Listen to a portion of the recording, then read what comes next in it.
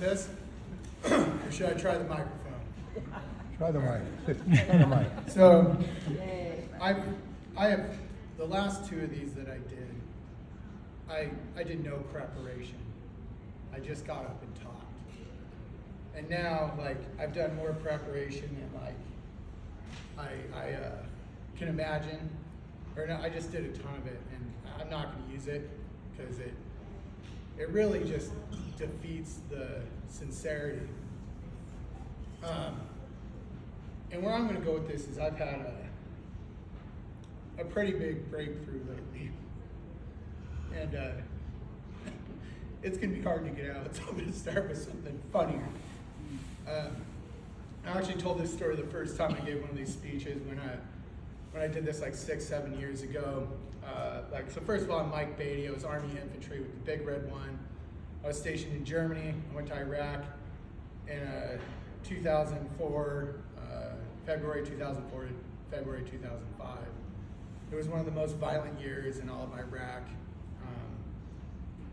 My platoon suffered heavy, like I think my platoon was like 75% Purple Hearts. My company was like 50%. So that's just me in a nutshell, or at least my military history. And the thing that got me is when we first got down there, we were in Kuwait. So, and in Kuwait, I was next to a Sergeant Magnuson, and I did what we called free balling, which was where you don't wear underwear. And so every time I changed, Magnuson got to see my big hairy butt. And he just got sick of it. And so my butt kind of became like a legend. And so I just kept trying to find ways to show him like my butt, and I'm trying to keep it clean, you know. And so he got wise to it. So he started like not like if I'd be like, hey Magnuson, and, you know, he'd go to look, he'd be like, he figured it out. So I started using other people.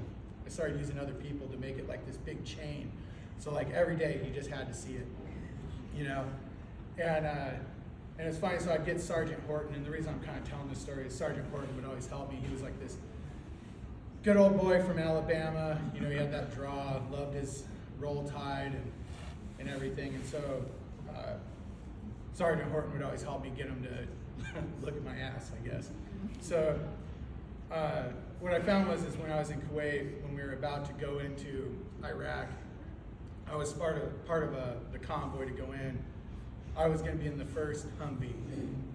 And if you guys don't know this, classical warfare or modern warfare, when you're going to ambush a convoy, the two vehicles you hit are the first vehicle and the last vehicle. The first one to stop everybody in their track, and then the last one to pin them in, and then you unleash hell on everybody in the middle. But the key is you have to hit the first vehicle, and you have to hit the last vehicle. And so I just, all of a sudden it came raining in on me, like there's a chance, like a good chance. Like I've always been a mathematical dude, so I was like, oh, I'll go to Iraq.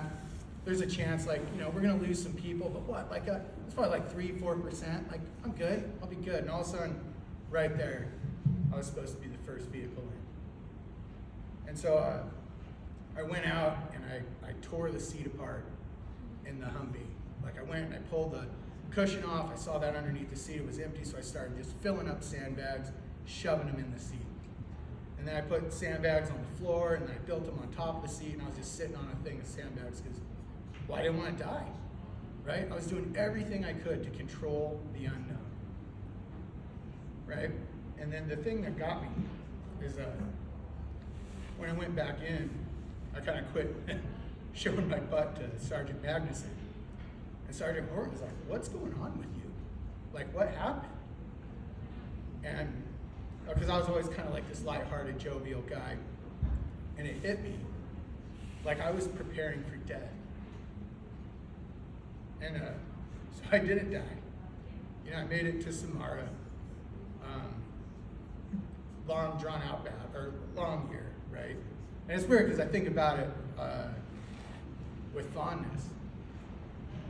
And so, you know, I told that story because I'm going to get to the point. Look, and I might take you on a giant circle, but I'll do my best to bring it around. I told that because like that was my commitment. Like I knew if it meant dying, I was getting in that vehicle matter what. And I also tell it because about the control issues I have.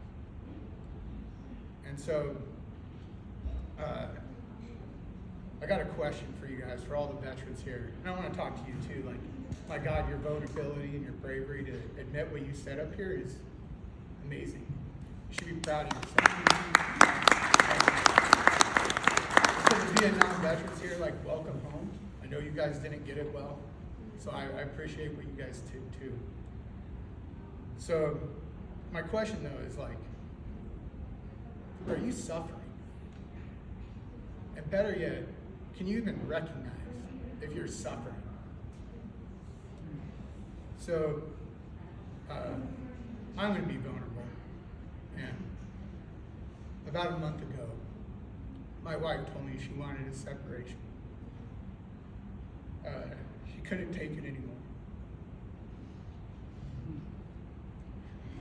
And it's weird because, like, I called a very good friend of mine, and he was in the war too. He was in the Marines. He lost his leg. We go rock hounding all the time. We drag our kids around with us. We're out there, and he said, "Is it because of PTSD?" And my answer was no.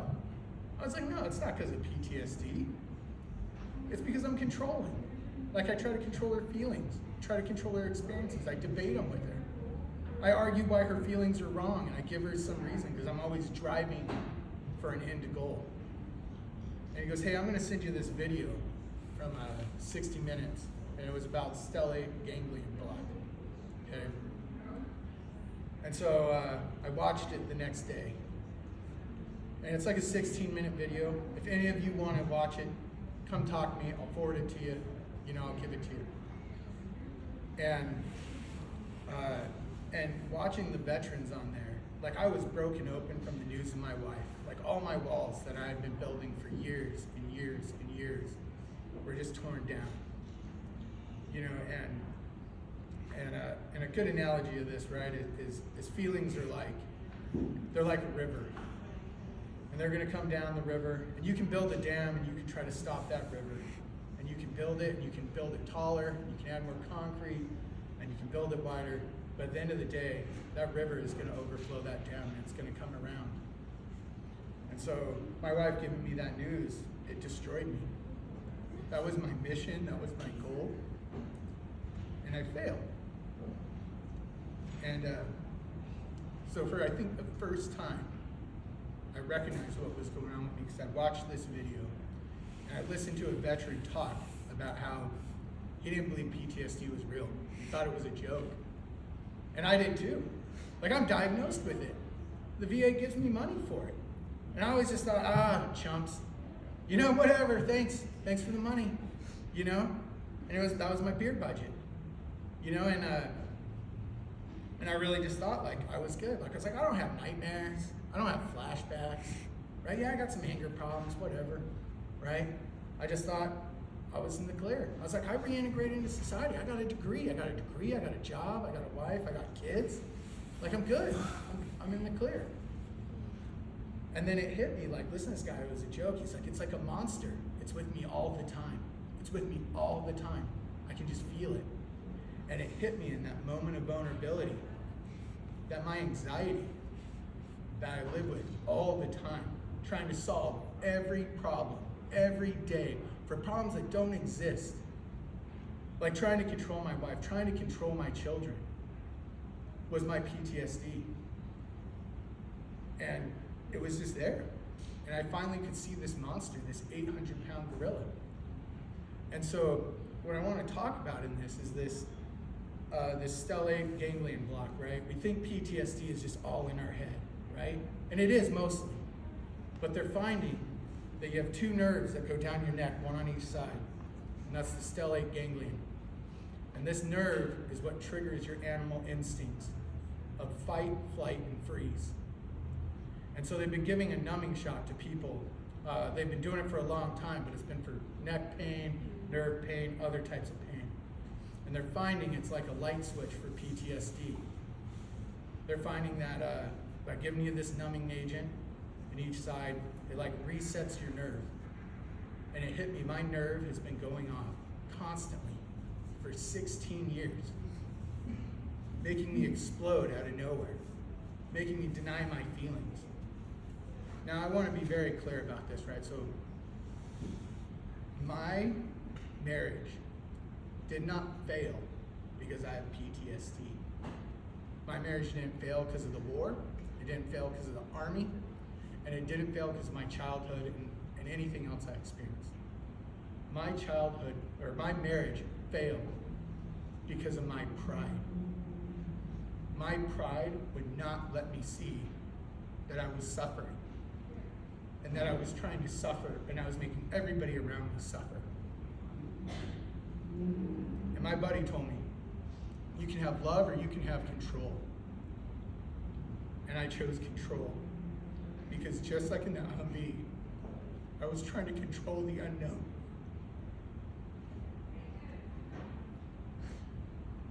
So,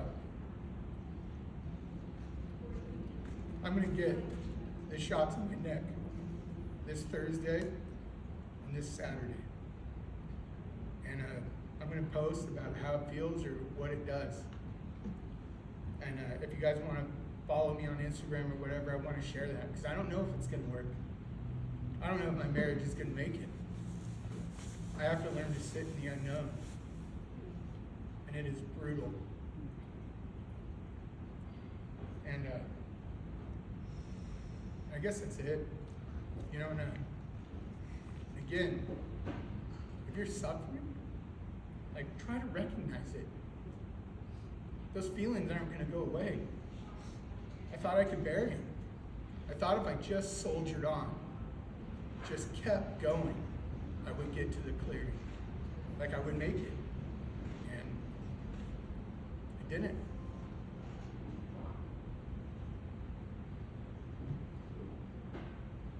That's it.